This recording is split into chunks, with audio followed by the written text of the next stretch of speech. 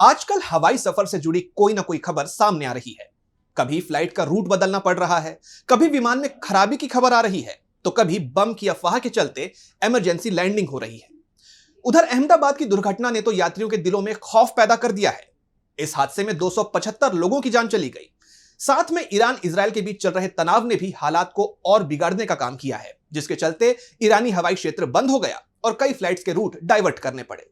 इन तमाम वजहों से हवाई यात्री डरे हुए हैं, अपनी टिकट्स कैंसिल कर रहे हैं, रीशेड्यूल की जानकारी मांग रहे हैं और सोशल मीडिया पर अपनी घबराहट भी जाहिर कर रहे हैं। तो क्यों हवाई यात्रा से लोगों को लगने लगा है डर, और क्या वाकई लोगों को इससे डरने की जरूरत है? आइए जानते हैं।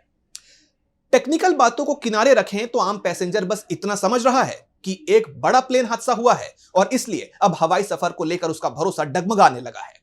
अहमदाबाद हादसे को 2 दिन ही बीते थे कि एक और खबर ने हड़कंप मचा दिया।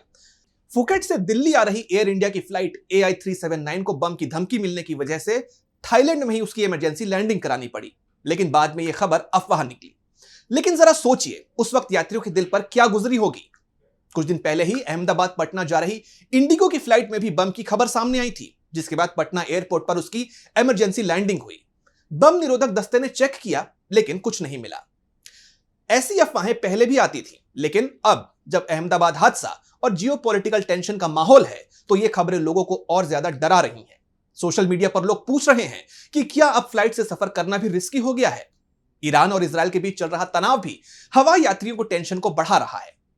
ईरान ने इजरायल पर हमले के बाद अपना एयर स्पेस बंद कर दिया, जिसके चलते कई इंटरनेशनल फ्लाइट्स के रूट बदलने पड़े। एयर इंडिया ने शुक्रवार को 16 फ्लाइट्स को डाइवर्ट किया या वापस बुला लिया। इनमें यूरोप और अमेरिका जाने वाली उड़ानें शामिल थीं।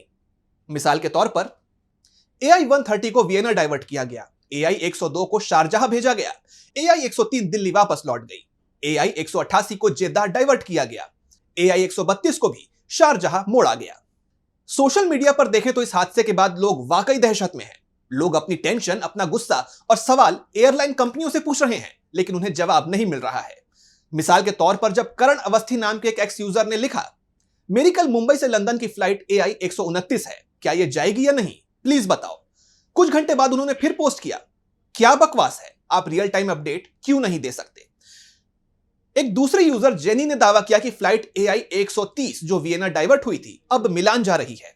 उन्होंने लिखा, मेरे पति उस फ्लाइट में हैं, ना खाना मिला, ना कोई क्लियर अपडेट, आखिर ये क्या हो रहा है।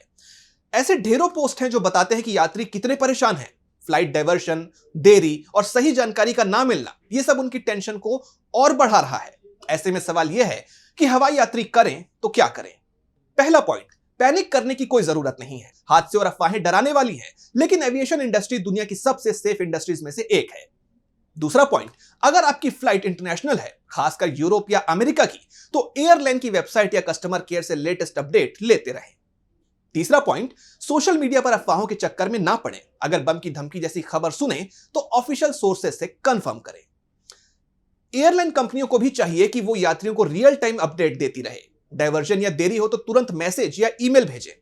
खाने पीने और रहने की व्यवस्था का भी ख्याल रखें। यात्रियों का भरोसा जीतना जरूरी है, वरना लोग ट्रेन या दूसरे साधनों की तरफ मुड़ जाएंगे।